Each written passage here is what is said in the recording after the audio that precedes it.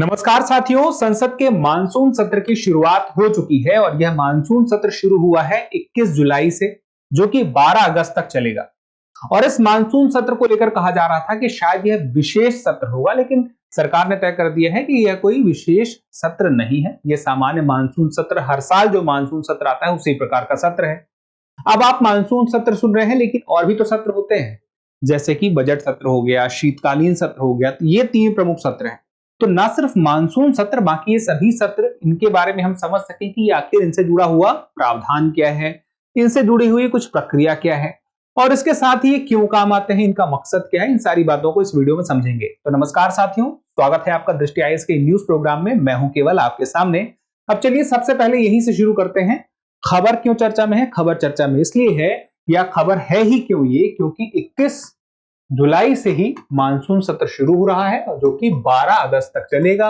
और ये जो सत्र है, इसमें संभवतः 17 बैठक होंगी और इन 17 बैठक में मुख्य रूप से देखा जाए तो संसद किस लिए बनी? कानून बनाने के लिए। विधेयक आते हैं, फिर वो अधिनियम बनते हैं, यानी कि बिल एक्ट बनता है। तो उसके लिए संसद के सत्र की आवश्यकता तो पड़ेगी। और भी बहुत सारे काम होते हैं, जैसे कि मानसून सत्र में ही क्या हो जाता है, सरकार के जो कार्य हैं, जो सरकार ने बीते कुछ समय में कार्य किए, उस पर चर्चा भी होती है। अभी इस बार क्या कयास लगाए जा रहे थे कि ऑपरेशन सिंदूर जो हुआ है उस पर चर्चा यहाँ पे होगी, तो आने वाले समय में वो पता चल जाएगा। तो कुल मिला के बात यह है कि मानसून सत्र चल रहा है, इसलिए हम अब जान लेते हैं संसद के सभी सत्रों के बारे में। तो संसद के सभी सत्र कौन से हैं? सबसे पहला, जैसे कि मैंने आपसे क्या बताया था, बजट सत्र। अब बजट सत्र का नाम बजट क्यों पड़ा? क्योंकि बजट, इसके अलावा इकोनॉमिक सर्वे, ये सब कुछ आता है, बजट आता है, इसलिए बजट सत्र है। साल की शुरुआत में ही पहले महीने के अंत में, यानी जनवरी अंत से आ जाता है और लगभग मई तक चलता है। तो ये लगभग इस दौरान प्रायः रहता है। अब इसी वजह से यह सबसे बड़ा सत्र कहलाता है, सबसे बड़ा। और इसी सबसे बड़े सत्र में एक खास बात यह होती है कि राष्ट्रपति का अभिभाषण जो होता है वो साल के पहले सत्र में ही होता है। तो राष्ट्रपति का अभिभाषण कहां होगा? वह बजट सत्र में होगा। साल का पहला सत्र वही है। तो साल के पहले सत्र में राष्ट्रपति का अभिभाषण होता है, ये तय बात है, या फिर जब नई लोकसभा का गठन होगा तब होगा। लेकिन मुख्य रूप से देखा जाए तो राष्ट्रपति का अभिभाषण होगा। तो वो कैसे होगा? वो होगा जब संयुक्त रूप से लोकसभा राज्यसभा को यह अभिभाषण अपना राष्ट्रपति देंगे।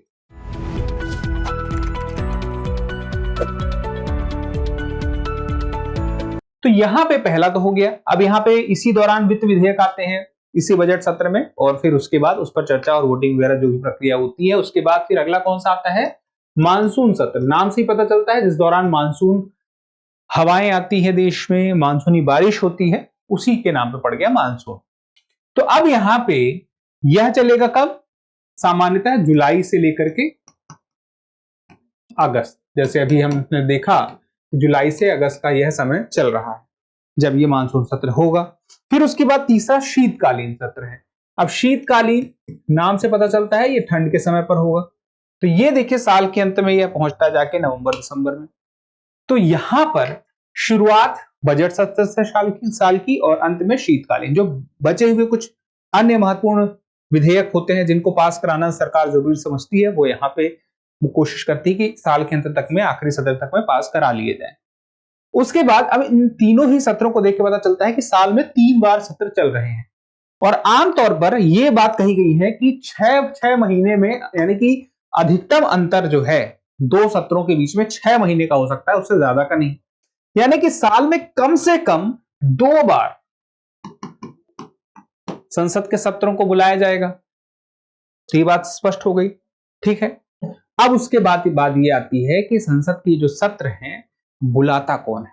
देखिए, उसके लिए संविधान में आर्टिकल 85 है, और आर्टिकल 85(1) में सत्र को बुलाने की शक्ति किसके पास है? राष्ट्रपति के पास है। अब यहां भी मेंशन तो ये बात नहीं है कि मंत्रिपरिषद की सलाह पर, लेकिन आर्टिकल 74 में यह बात स्पष्ट है कि राष्ट्रपति को सहायता देने के लिए मंत्रिपरिषद है, जिसकी अध्यक्षता किसके पास है? प्रधानमंत्री के पास है।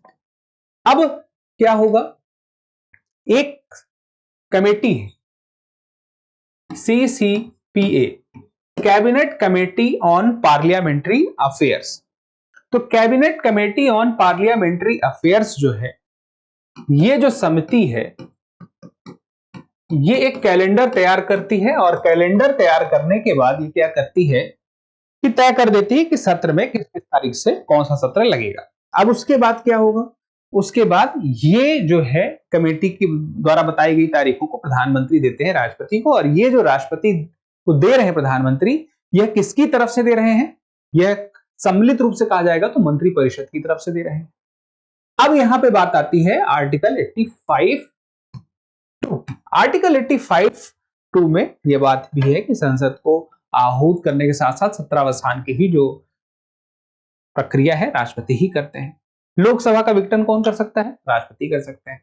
चलिए, तो यहां पे स्थगन आता है, अनिश्चित काल के लिए जब स्थगन किया जाता है, जो कि कुछ घंटे भी हो सकते हैं, कुछ दिन भी हो सकते हैं, तो उस आधार पे हम बोलते हैं स्थगन। कौन करता है ये लोकसभा अध्यक्ष या सभापति करते हैं। फिर उसके बाद सत्रावसान, जो संपूर्ण संसद सत्र का जो अंत करता है, वो राष्ट्रपति के द्वारा किया जाता है।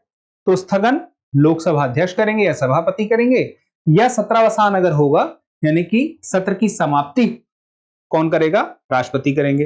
फिर उसके बाद एक गणपूर्ति होती है जिसको कहते हैं कोरम। कोरम का मतलब क्या है कि जितने भी सदस्य हैं लोकसभा में या राज्यसभा में, उसका 10% जब कम से कम उपस्थित रहेंगे तभी बैठक शुरू होगी, नहीं तो बैठक नहीं होगी। यानी कि जैसे कि लोकसभा में 543 की संख्या है और उसके अलावा राज्यसभा में 245 की, तो उसका 10% अगर हैं उपस्थित हैं उस दिन बैठक के लिए तो ही बैठक होगी, नहीं तो नहीं होगी। अब एक हमने कहा था संसद का विशेष सत्र, तो विशेष सत्र का आयोजन भी कैसे होता है, वह भी ऐसे ही होता है समय समय पर जैसे आयोजन हुआ भी है। जैसे कि अगर हम बात करें 2017 में, जैसे ये जो सत्र की बात हुई थी, यहां पे विशेष सत्र की बात करें तो 2017 में जीएसटी के लिए हुई थी। 2023 में संसद का विशेष सत्र आया था, किस चीज के लिए आया था, वो आया था जो नई संसद भवन है, नई संसद है उसके लिए। और ऐसा ही बीच बीच में और भी आ सकता है। तो सीसीपीए ही ऐसे काम करेगी, वही शेड्यूल बनाएगी, फिर वही प्रधानमंत्री राष्ट्रपति को देंगे और राष्ट्रपति ही तय करे, यानी कि शक्ति किसके पास है, राष्ट्रपति के पास। ठीक है, चलिए, तो ये मुख्य बातें थी। अब एक सवाल देख लीजिए, संसद से जुड़े हुए निम्नलिखित तथ्यों पर विचार कीजिए। पहला है संसद का सत्र राष्ट्रपति अपने विवेक से बुलाते हैं। दूसरा है संसद के 2 सत्रों के बीच अधिकतम 6 महीने का अंतर हो सकता है। और तीसरा है राज्यसभा को भंग किया जा सकता है। सही विकल्प चुनना है, ए केवल 2 सही है, बी 1 और 2 सही है, सी केवल 3 सही है और डी केवल 1 सही है।